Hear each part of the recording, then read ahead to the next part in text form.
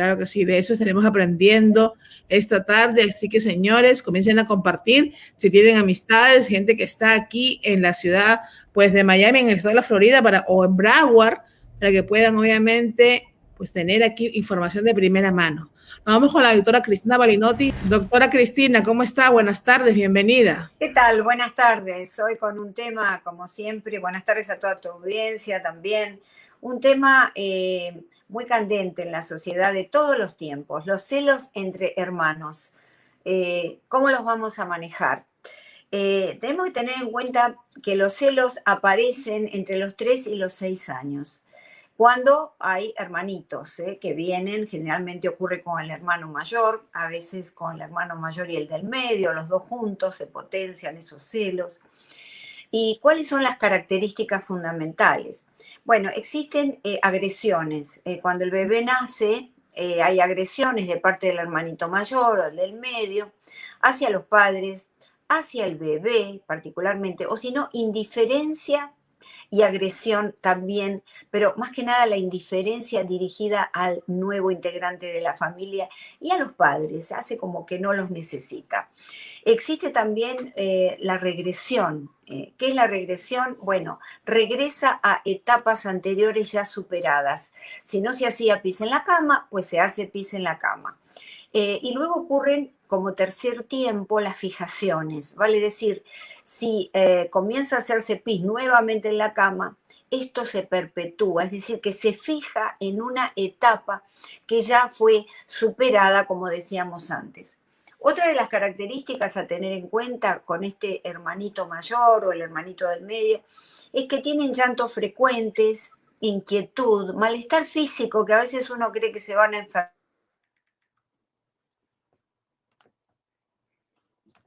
Se le fue el volumen, doctora. En realidad eso no ocurre, ¿verdad? No hay una enfermedad clara. Después hay negación a dormir solitos, entonces piden que mamá y que papá estén con ellos, eso es muy importante. Hay intranquilidad constante, como que están muy exaltados, cambian, entonces nosotros nos damos cuenta de que es así. Ahora, ¿qué hacemos para que todo esto, una vez que está establecido, no llegue a lo que es el complejo de Caín? El complejo de Caín viene a ser ya cuando agrede directamente y corre peligro, en efecto, la vida de este nuevo integrante de la familia, de este bebé. En principio, ante una manifestación de celos, por más agresiva que sea, del pequeño hacia su hermanito chiquitito, evitar los castigos. ¿Cómo hacemos? Cuando lo observamos, lo retiramos con nosotros, le decimos, todo está bien, pero coméntame qué te pasa, porque tenemos que hacer que identifique sus emociones. Esto quiere decir que lo ponga en la palabra. Dedicarle momentos al hermanito mayor, que sean sus rutinas de siempre. Si solían hacer bicicleta con los papás, siguen haciéndolo, por lo menos con uno de los integrantes. No alterarle demasiado las rutinas. Evitar las comparaciones. Ay, qué lindo, tu hermanito tiene ojos celestes y de pronto el mayor tiene ojos oscuros. Vale decir, vamos a tener mucho cuidado porque a veces lo hacemos sin darnos cuenta. Y antes, cuando estamos ya embarazados, la pareja, llevarlo al obstetra. ¿Para qué? Para que pueda ver en la sonografía al bebé y se lo pueda imaginar. Eso es muy importante. Seleccionar con el hermanito mayor la ropa, toda la ropita que le van a comprar. Y avisarle fundamentalmente que el bebé que va a venir va a necesitar cuidados adicionales, que va a necesitar, ¿por qué? Porque no habla y no puede expresar. Entonces hay que tener ese diálogo constante, muy importante con el hermanito mayor, o si son dos, el hermano mayor y el del medio, y viene un tercero, todavía con más razón, porque si no, entre ellos pueden potencializar, entre el hermano del medio y el mayor, esos celos respecto del hermano. Los celos son naturales, van a suceder siempre. Suceden también con respecto a los papás. Es decir, el hermanito quiere estar con la mamá y no quiere estar con el papá. Tiene celos de que el papá y la mamá están juntos. Eso también es evolutivo porque nació en la prehistoria, en el momento en que los recursos eran limitados. Y además de conseguir la vivienda, los alimentos, la comida, se necesitaba también adquirir un estatus social en el grupo, en el clan. Es decir, el nene tiene que sentirse que está favorecido. Bueno, conociendo todo esto, podemos manejar mejor la situación de la llegada de un niño, que es tan feliz a la familia. Claro que sí, doctora. Y sobre todo que cuando pasan todo esto, como usted lo venía diciendo, pues se crean estos celos de alguna manera y quizás los padres no nos damos cuenta y hasta en algún momento decimos, bueno, no importa, es que está celoso, la clásica de los papás, ¿no? Es que está celoso porque viene el hermanito, o sea, justificamos, pero en nuestra justificación quizás no estemos viendo las acciones en vez de remediarlas a tiempo, quizás, y explicarles a los niños, muy por lo contrario, otros padres dicen, no, voy a tomar la atención porque el bebé todavía no se da cuenta y él sí se da cuenta. Yo he escuchado personas así. Sí, por supuesto, desde ya. Hay que tener cuidado porque hablamos siempre del niñito que llegó, ¿verdad? Pero ojo con el que está, ¿eh? Entonces tenemos que prestarle atención, no hablar y engolosinarnos con ese bebé adelante de él, sin también incluirlo a él y decirle, ahora mamá y papá te siguen queriendo, amando como siempre, y entonces tú nos vas a ayudar también a amar a este bebé. Es decir, tratar de incluirlo en toda nuestra vida con ese bebé, porque si no se sienten fácilmente desplazados. Los niños son muy hipersensibles a estos celos. ¿Por qué? Porque, como te decía antes, es evolutivo, está en el corazón de lo humano. Nacen ya y están ahí, forman parte de la condición humana. Nosotros tenemos que manejarlos y no incentivarlos. Es muy conocido el relato bíblico de Caín y Abel. Bueno, esto sucede, es decir, si bien el porcentaje no es muy grande, pero si nosotros creamos muy grande en cuanto a la muerte de un hermano a manos de otro, o una agresión importante a manos de otro, puede suceder. Es decir, puede suceder, por eso no tenemos que incentivar la rivalidad entre ellos, para que esa rivalidad, esa competencia exagerada que a veces los padres hacen, por ejemplo, les dicen, bueno, tu hermanito duerme toda la noche, qué suerte, porque tú no dormías nada. O cuando son muy grandes, o más grandes, tu hermanito se porta bien, qué bien le va en el jardín. Ah, tú cuando ibas al jardín eras la piel de Judas. Todas estas cosas no hacen más que crear una atmósfera de animosidad, de animadversión, de pelea entre un hermanito y otro, particularmente con agresiones dirigidas del hermano mayor al menor. Claro que sí, doctora. Y también, pues, se ve todo esto cuando los padres de alguna manera comienzan a comparar, como usted lo dice, ¿no? Comienzan a comparar, es que tu hermano no hizo, tu hermana, yo no pasaba trabajo con él es distinto, él lo hacía, él no lo hacía, y sin darnos cuenta vamos creando eso, ¿no? Claro. O incluso también, pues, hay padres o madres, ¿no? De alguna manera, que como así, se compenetran más con el sexo opuesto a ellos y quizás engríen más al hombre o más a la mujer y también a la larga causa problemas, ¿no? Sin duda, esto que mencionaste es muy interesante, porque a veces los padres quieren tener a ultranza un varón o una niña, y entonces cuando nace el sexo opuesto al que desean, no lo tratan tan bien. Pero debemos saber algo que es importante que conozcan las mamás, es que no siempre somos las mismas madres. Y esto está en el corazón del desarrollo de los celos entre hermanos. Porque cuando, por ejemplo, tuvimos nuestro primer hijo, bueno, nos iba muy bien, recién nos casamos, estábamos enamorados, la casa nueva o el departamento nuevo. Y entonces cuando viene ese segundo hermano, que sea a los 2 años, 11 meses, ya la relación con el esposo no es tan buena, por ahí se murió un miembro de la familia importante, la mamá, el papá, inclusive una mascota, algo que genera como depresión, tristeza en uno, y entonces ya no trata al mismo hermanito igual. De modo que esto que las mamás decimos, no sé, pero no sé por qué son tan distintos si yo los crié igual. Esto es un mito. Nunca creamos igual al hijo. Y a veces, por razones involuntarias a uno, por razones personales, de la historia personal, le damos más atención a un hijo que a otro.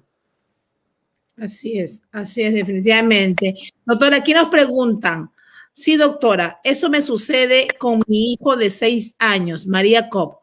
Lo tomamos en cuenta para todo, pero aún así sientes celos y lo refleja más que todo hacia mí. ¿Qué puedo hacer? Bueno, los hijos siempre, los celos están en el corazón del ser humano, porque en los comienzos de la vida de un ser humano es la lucha por quién tiene a mamá, porque el primer amor para varones y mujeres es la madre. Entonces, a ver quién tiene los favores de mamá de manera más fuerte, yo o mi hermano. Entonces, esa es la lucha que es completamente natural. Por eso nosotros lo que podemos hacer es minimizar ese sentimiento muy humano e ir manejándolo. Nunca pelearle, nunca gritarles, nunca castigarlos, como le decía al comienzo. Ocurre, sencillamente ocurre. Y otra de las cosas muy importantes también a tener en cuenta es cómo el papá puede ayudar en eso. El papá tiene que ayudar a que haya armonía los primeros 2, 3 años, esa armonía, esa simbiosis, como se dice en psicología, esa simbiosis entre mamá y el niño, tiene que favorecerla. No ponerse celoso él también, porque Claro. entonces se pone celoso el hermanito mayor, se pone celoso el marido, y crea una situación desfavorable para la crianza del niño. Tiene que haber acuerdos previos, por eso hay que hablar cuando apenas sabemos que estamos embarazadas, pues entonces hablar el acuerdo de esta nueva situación que va a aparecer en la familia. Sí, es muy importante, doctora, eso. Y también aquí nos hablan, mire, dice Caterín Natalí Sánchez. Doctora, buenas tardes. Mi niño es hijo único, tiene 5 años, pero no deja que yo toque al papá. ¿Qué me recomienda? Claro, gracias Natalie por la pregunta. Primero, tenemos que ver cuál es el vínculo que como mamá tú tienes con tu hijo, cómo es ese vínculo, cuál es el vínculo que tiene con el padre. Y después hablarlo, hablar con el papá y decirle, ¿no sería conveniente que me ayudaras a que esta relación de amor sea más pareja? Porque a veces por orgullo, los padres, el papá dice, ah, bueno, pero quiere estar conmigo y no con la madre. El niño normalmente tiene que estar con la madre, mucho más pegada a la madre que al padre, salvo que el padre lo críe, porque también se da el caso de varones que están criando a sus hijos, aunque son pocos, y la madre trabaja todo el día. Entonces es natural que el niño se incline más a la relación con el padre. Entonces, todo eso hay que hablarlo. Y tratar a lo mejor de hablar con el niño o de jugar, si es muy chiquito, bueno, tiene 5 años, es chico, tratar de jugar con él, tratar de pasar tiempo, decirle algo que él le gusta hacer, vamos a jugar a la pelota, querés jugar con una bicicleta, querés correr, una carrera, a las escondidas, cualquier cosita que se nos ocurra. Así es, doctora. Por aquí alguien nos dice, bueno, hay muchas preguntas, gracias a todos los que están en sintonía. Ya vemos que están mencionando a sus amigos y que también están compartiendo el programa. Pues no se olviden de hacer sus historias para que de esa manera puedan ganar esos premios maravillosos que tenemos. Dice, ¿los niños son celosos durante el embarazo?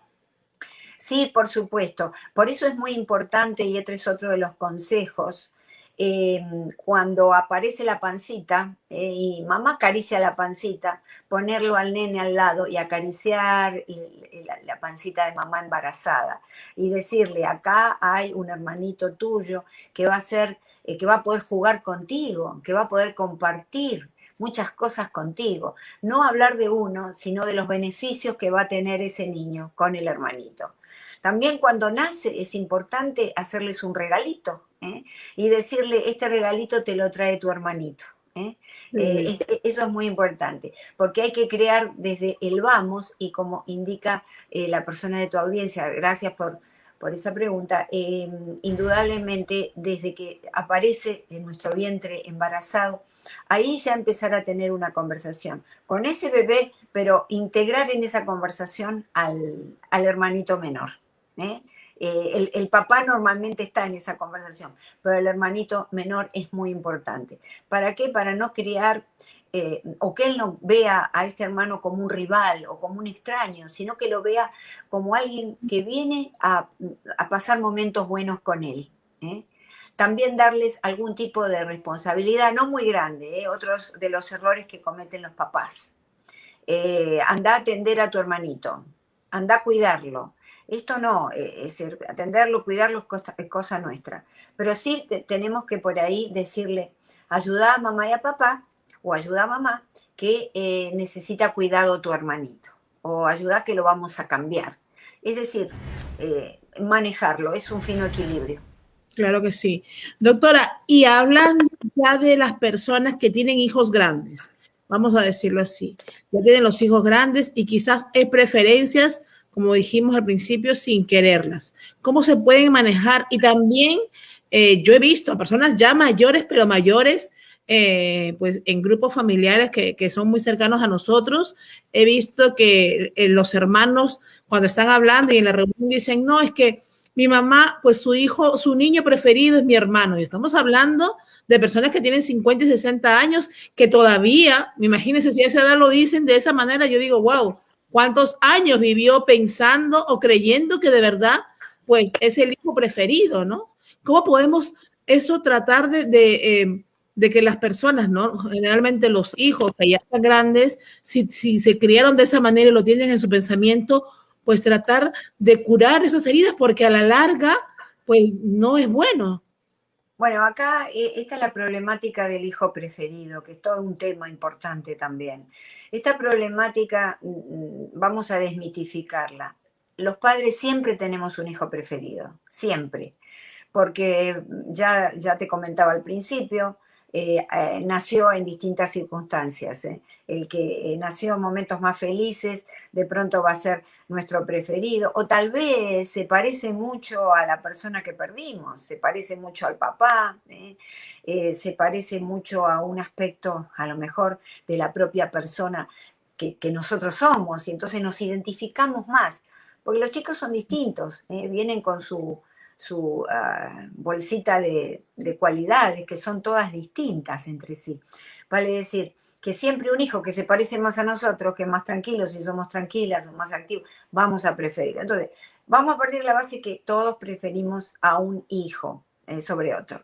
El tema es la sabiduría para no demostrarlo.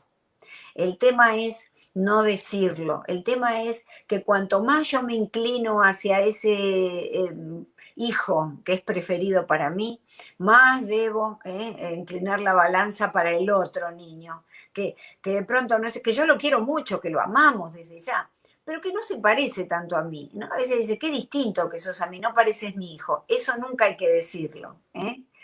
¿Por qué? Porque además los chicos no tienen que ser fotocopia de los padres, tienen que ser la versión genuina de sí mismos.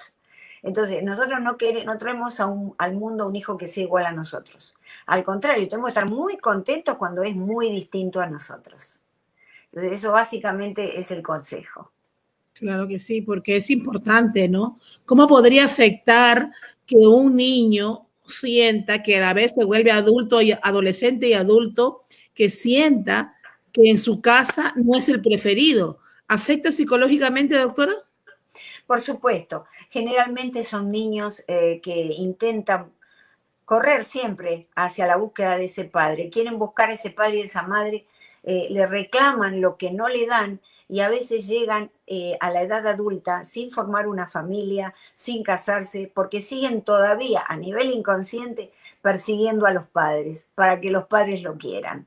Entonces es muy importante, porque un hijo se va de la casa y se va de la casa por razones patológicas, por supuesto, si es maltratado, si es golpeado, abusado, pero sin llegar a ese extremo psicopatológico. El hijo se puede ir con tranquilidad de la casa y seguir muy bien conectado con los padres cuando es adulto, cuando ha sido muy amado. Cuando tiene la sensación que adentro de él están esos padres amorosos que lo quisieron mucho, que son escudos en contra de todas las desgracias de la vida. Esas desgracias que a veces nos acometen, que nos suceden, tragedias. Pero bueno, si tuvimos esos padres buenos adentro de uno, realmente no vamos a atentar contra nuestra vida, no vamos a caer en cuadros depresivos importantes, inclusive aunque tengamos de pronto algún tipo de genética, ¿no?, que nos lleva a eso. Entonces, qué importante que es demostrarle al hijo que se lo quiere. Mucho más si sabemos que no es el preferido. Si sabemos que no es el preferido, ahí tenemos que estar nosotros, incentivándolo, diciéndole que lo amamos, diciéndole que vamos a ser felices cuando él se independice, cuando se vaya de casa, cuando tenga sus logros. Claro que sí, es importante, doctora, un tema bastante importante, sobre todo para poder, pues, obviamente, sanar esas heridas que me imagino muchas personas aquí nos están escribiendo bastantes y nos dicen casi lo mismo. Eso siempre pasa, siempre hay un preferido. O sea, estamos hablando ya no de los pequeños, ni los babies, ni los embarazos. Estamos hablando de gente ya que está en nuestra edad y ha sentido que tiene el hermano que es más preferido que ellos, o en algún caso viceversa, ¿no? Se sienten ellos los preferidos y saben pues que obviamente son los preferidos de la casa, ¿no? Pero muy importante lo que usted nos dice, no, si es así, no hacerlo notar, obviamente, y darle el mismo cariño a todos, ¿no? Claro, por eso ser padres es una de las tareas más difíciles del mundo. No hay trabajo que pueda compararse con la tarea de ser padres, porque tenemos que saber muchas cosas antes de traer un hijo al mundo. Si no, actuamos por la intuición, por lo que nos contó mamá, la abuela, una amiga, y no establecemos bien ese norte para que el niño crezca fuerte, para que tenga una autoestima sana. De modo que sí, debemos, por ejemplo, apelar a libros, bibliografía, estas charlas, todo lo que implique. Por eso yo tengo Universidad de la Familia ahora sí, un programa para enseñar a los padres a ser padres, Claro porque que sí. hay tantas cosas que no sabemos. Por ejemplo, el mito de la cigüeña. No, los chicos vienen con un pan bajo el brazo. Y sabemos que el pan no viene bajo el brazo del niño. El pan se lo tenemos que proveer nosotros mucho antes de quedar embarazados, de tener ese proyecto de niño, de hijo. Claro. Doctora, mire aquí nos dice José Leonardo Ruiz Moreno. Doctora, mi niño mayor es muy inteligente, pero a raíz de la llegada de su hermano hace sus actividades, pero hay que insistirle bastante para que las realice. ¿Cómo puedo hacer que no lo vea como castigo? Porque él dice que su hermanito, que es un bebé, no hace nada. Claro, por eso volvemos a que debemos hablar con el niño, generalmente antes. Pero bueno, gracias por la pregunta. El tema es que debemos decirle, este bebé es un bebé que no tiene lenguaje como tú, que te puedes expresar, que puedes contarnos cosas, y tiene necesidades adicionales, necesidades producto de no poder hablar y expresarse. Entonces, de ahí que él no hace nada, porque al principio mamá le tiene que hacer todo. Igual que pasó contigo, mamá te cuidó, estuvo todo el tiempo, tus papás, su mamá y papá, como quieran plantearlo, y hasta que tú llegaste a este estadio, a este momento en el que hablas todo, en el que te expresas muy bien. Quiero que me ayudes a que tu hermanito llegue a desarrollarse tan bien como lo haces tú.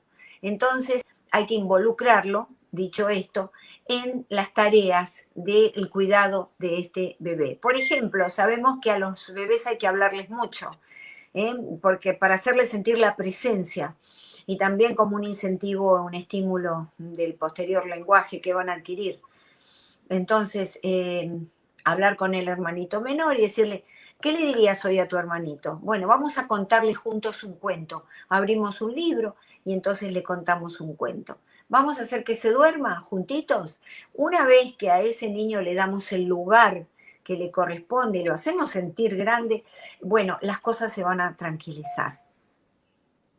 Claro que sí.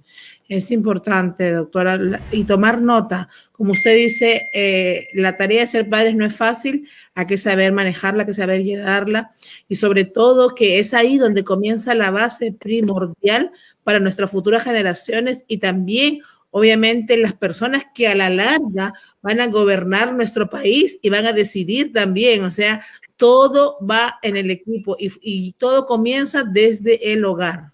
Claro, eso es desarrollarles la inteligencia emocional. ¿eh? La capacidad, ¿qué quiere decir inteligencia emocional? La capacidad de templanza, la capacidad para tomar buenas decisiones, cuando sabemos controlar las emociones, ¿verdad? Y hacemos prevalecer el pensamiento. Todo eso se desarrolla en la casa. A cualquier gobernante, a cualquier CEO de una empresa, podemos ver cómo fue criado de la manera en que maneja la empresa o de la manera en que maneja el país. Porque esas cosas se aprendieron desde pequeños. Increíble. Entonces, qué importante que es, qué trascendental es que los niños vivan una atmósfera de justicia, de equidad en el hogar, en donde sepan que son queridos, pero no uno sobre otro, porque también así le incentivamos, si tiene algún tipo de, digamos, de signo genético, le estamos incentivando una personalidad narcisista. Entonces tenemos que tener cuidado con todo eso. Generalmente los hijos que son los preferidos no son los que mejor tratan a los padres cuando son Generalmente. adultos. Es sorprendente eso. Y generalmente los que los tratan bien y los tratan de buscar siempre para lograr ese amor son los hijos desplazados del amor familiar. Es increíble, es así, doctora. Por eso, pues, los padres tenemos que, si a veces no tenemos, pues, la orientación, no sabemos, no nos sentimos instruidos, pues, buscar ayuda también para que nos orienten y de esa manera, pues, poder criar a nuestros hijos de la mejor forma. Muchas veces volvemos que nosotros hacemos cosas repetitivas que nuestros padres, por equivocación, también le han hecho con nosotros y debemos ya de esos estigmas, vamos a decir, de esas malas costumbres, cortarlas y obviamente trabajar en lo que ya estamos aprendiendo hoy en día. Claro, el ser humano es un diamante, nace como un diamante sin pulir. Nace en absoluto primitivismo con tendencias agresivas. Y entonces esas tendencias agresivas naturales del ser humano que se expresan en la primera infancia, bueno, deben ser limadas, deben ser aminoradas. ¿Para qué? Para poder dar un individuo que se adapte a la sociedad, porque si no, no se adapta a la sociedad. Estas personas que tienen todo porque son los hijos preferidos, muchas veces son personas agresivas en la sociedad, son personas que quieren salirse con la suya siempre, porque en la casa lo hicieron, en la casa se lo permitieron. La primera ley que se aplica en la casa es la de los padres. ¿Por qué? Porque si nosotros, como siempre digo, si nosotros no le ponemos los límites en la casa, la sociedad se los va a poner afuera con violencia. Porque cuando salen de una casa donde se les permitió hacer de todo, van a ir a la sociedad a hacer de todo también. Y ahí viene la policía y ahí viene el orden. Y entonces son estos niños que siempre tienen problemas con la autoridad, porque no encontraron la autoridad. Y la autoridad experta en la familia es el tipo de autoridad, no el autoritarismo, es el tipo de autoridad que deseamos y que necesitamos para nuestros hijos. Y nuestros hijos necesitan encontrarse con ella para ser mejores personas. Claro que sí, doctora. Es verdad que la información, yo digo, nosotros aprendemos todos los lunes y quizás, pues obviamente muchas personas a veces no saben cómo manejar. Ya los hijos comienzan a dar estos síntomas de que no hacen caso, que faltan el respeto y a veces los padres dicen, ay, porque no sé qué, tratan de justificar todo esto y obviamente ya ahí comienzan a tener problemas y si no los podemos manejar desde que están pequeños, mucho menos cuando son adolescentes. Y a la larga, como usted dice, los problemas no van a quedar en la familia, porque en la familia, como quiera que sea, los padres van a tratar de siempre justificar a sus hijos y tratar de ayudarlos porque los quieren erróneamente, X cosa, pero cuando salen a una sociedad y cometen errores, ya no es el papi que pueda resolverlo, no es la mamá, sino Claro. ya pues, tienen problemas distintos y eso es importante explicarle a ellos mismos. Sí, recordemos que existe el buen amor y el mal amor, la caricia positiva y la caricia negativa. La caricia negativa es también considerar al hijo el predilecto y darle todo lo que necesita y no ponerle límites. La caricia positiva, en contra de lo que muchas personas piensan, es ponerle límites. Autoridad experta, no autoritarismo, no golpes, no gritos, pero autoridad experta. 80% escucharlos, 20% hablar. Eso tiene que estar presente en la familia. Desde que nacen, diría, desde el bebé, al bebé ya hay que hablarle. muchas amigas me dicen, bueno, pero ¿cómo voy a hablarle a mi bebé si no entiende? El niño entiende la necesidad de la madre o del padre de comunicarse con él. Y entonces estamos abriendo el principal canal de comunicación para el desarrollo de un ser humano. Es como si acá hiciéramos este programa sin sonido. Es decir, el sonido de la comunicación tiene que estar abierto desde que nacen. Y además para establecerle el límite a través de la palabra, ¿verdad? Porque los niños empiezan a corretear por allí y meten los dedos en los enchufes o quieren subirse a un sillón y uno le dice no, todo el tiempo, el no. Pero por alguna razón ese no físico, geográfico, de impedirles hacerse daño físico, se corta rápidamente. Y entonces empezamos a darles todos los gustos. El no tiene que continuar. ¿Por qué? Porque en psicología el no, recuerden esto, es un ordenador de salud. Importante.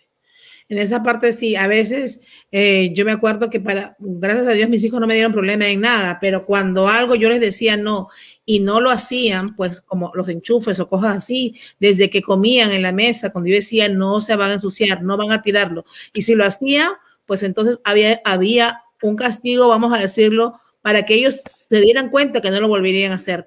Y me funcionó muy bien, y en realidad yo nunca tuve que sacar un adorno de ningún lugar, ni nunca tuve que tapar los enchufes, ni nunca pues tuve que recoger esa mesa que la había dejado toda desordenada, hasta el día de hoy, que ya uno tiene 17 y la niña tiene 11, ¿no? Ellos, yo creo que el desorden, si hay algo, es el que yo hago, porque estoy corriendo, pero ellos claro. no dejan nada en realidad. Ellos cogen todo, hasta su ropa. Yo les he enseñado en esa parte hasta la ropa de ellos. Pues ya se lavó, a usted les toca doblar y guardarlas. Todo tiene su orden. Y si no te hace tiempo, pues te organizas, mira, escribes lo que vas a hacer por tal hora, y tú quieres hacer tus cosas, pero tienes cosas y tareas que hay en el hogar que se hacen en conjunto. Y me ha funcionado muy bien, gracias a Dios. En esa parte no me puedo quejar y no me dan problema, pero sí ha sido un trabajo desde pequeñitos. Es así. En mi caso también, cuando mis hijos eran pequeños y adolescentes, tenían un castigo pero un castigo, la palabra castigo parece muy, muy pesada, ¿verdad? No es que uno les pegara ni nada, pero bueno, castigo, no vas a ir a la casa de fulano de tal el fin de semana de tu amiguito o a ese cumpleaños. Y entonces había muchas quejas constantes desde ya.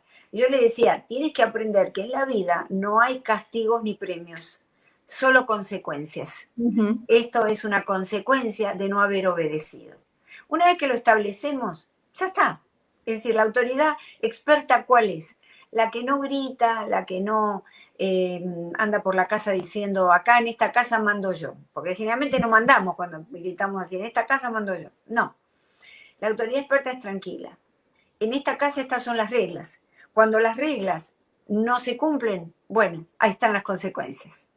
Y entonces, como en el caso tuyo, te felicito por la estrategia desarrollada con tus hijos, los chicos crecen más en paz y en tranquilidad. Si no cuando crecen en el desorden, crecen llevados por el cortisol, que es la hormona del estrés. Entonces son chicos, en principio, que pueden desarrollar enfermedades porque el estrés es inflamatorio del organismo, ¿verdad? Entonces pueden desarrollar con más facilidad enfermedades y, por otro lado, su vida es realmente para ellos mismos insoportable. Entonces, qué importante que es el orden y las reglas. El orden es muy importante y pues a veces parecemos duras porque yo hasta cierto punto, ya para cerrar porque tenemos a la otra invitada, pero es importante lo que estamos hablando porque yo sé que va a ayudar a muchas familias. Yo le digo, ¿y por qué te lo comes? Porque ya yo sé que si no me quedo sin comida. Claro, esas son cosas que quedan grabadas, pero a fuego los primeros años de la vida, en la conciencia de los chicos. Muy bien, muy buena estrategia, Marilene, estupendo. Por eso yo en esa parte sí, no, yo no me hago ni con el esposo, porque a veces el esposo, ay, no me gusta, ok, no te gusta, perfecto, no te preocupes. Somos adultos, somos un equipo, todos tenemos obligaciones, pero todos tenemos que trabajar en función, porque yo trabajo en función del bienestar de ustedes, tu papá también, claro. Y ustedes trabajan en función del bienestar de ustedes mismos, o sea, Somos un Claro, equipo que funcione, todo tiene que estar bien, nivelado. es que uno así les enseña a ser independientes. Si no, lo que hace es crear hijos emocionalmente y prácticamente deshabilitados. Son esos Mm, niños que nunca pueden independizarse, que siempre están buscando que le hagan todo. Y entonces no sirven para su propia vida. Uno lo hace por el bien de ellos y también por el orden en la familia, por unos mismos, ¿no? Desde ya. Pero así hay que criarlos, en el orden, en las reglas, y sobre todo en las reglas que competen a toda la sociedad. Esa es la parte moral, porque tú les estás enseñando ahí moral y civismo. Estás enseñando moral porque moral viene del latín mos, que significa costumbres. Entonces, las reglas morales son las costumbres que todos tenemos que observar para no matarnos entre todos, para vivir bien, para vivir armónicamente, respetándonos mutuamente, sabiendo que mi libertad termina cuando empieza la libertad del otro. así es. Bueno, esa es la moral, digamos. Y Y es importante criar a los hijos no pensando que van a estar siempre con nosotros, porque van a salir a un mundo real donde van a tener ese el día a día, esa convivencia en su oficina, en el trabajo, en su equipo, en su empresa, con un roommate, con su pareja, con su propia familia. Y si nosotros le enseñamos ese respeto, ellos lo van a seguir haciendo donde vayan. y no Pero van a crear esclavos. así es tan importante eso.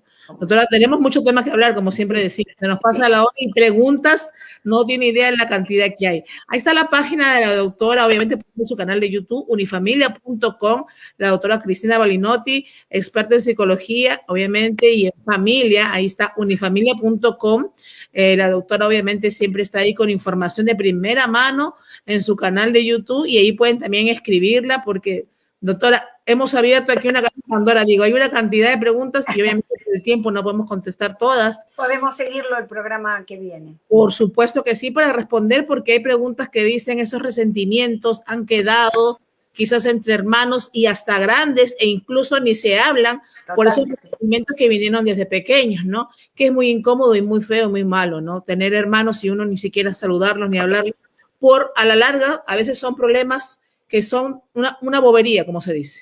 Exactamente, exacto. Bueno, pueden hacer las preguntas en Instagram o en mi Facebook. Y también yo cuelgo este programa en mi canal de YouTube, unifamilia.com, y ahí pueden poner sus consideraciones o las preguntas que quedaron sin Claro que sí, contestar. doctora. Claro que sí, doctora. Doctora, muchas gracias pues por todos sus consejos, por su enseñanza. De verdad que estamos en la Universidad de la Familia, en nuestra clase de todos los lunes a las 2 de la tarde, es imperdible. Aprendemos y también desaprendemos de las cosas malas, que es tan importante también. Muy bueno, excelente. Muchas gracias, Marilene. Claro que sí, doctora.